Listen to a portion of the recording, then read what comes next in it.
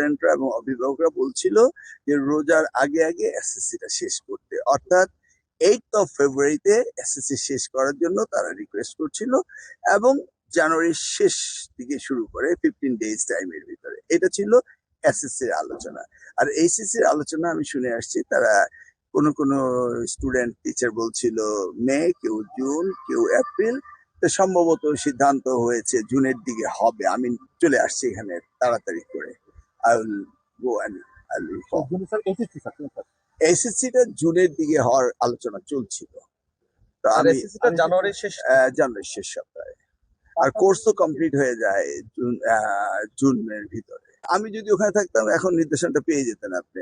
আপনি যেটা বলছেন স্টেক হোল্ডারদের সাথে আলোচনা করে, আর আমাদের টার্গেট যেটা সেটা হলো একাডেমিক ইয়ার ক্যালেন্ডার শেষ হতে হবে 31 ডিসেম্বরের ভিতরে। It is our target.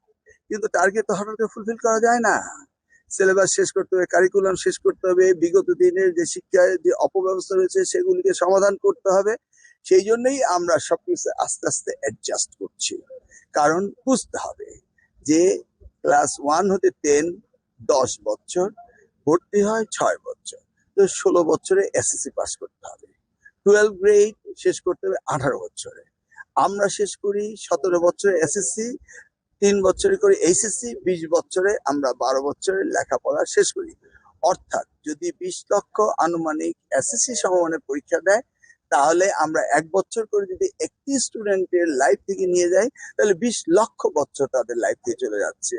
এবং একইভাবে 20 লক্ষ বছর যাচ্ছে এইচএসসি, 40 লক্ষ বছর জাতির জীবন থেকে চলে যাচ্ছে ইয়াং জেনারেশন, ডেমোগ্রাফিক ডিভিডেন্ড যারা পে করবে তারা।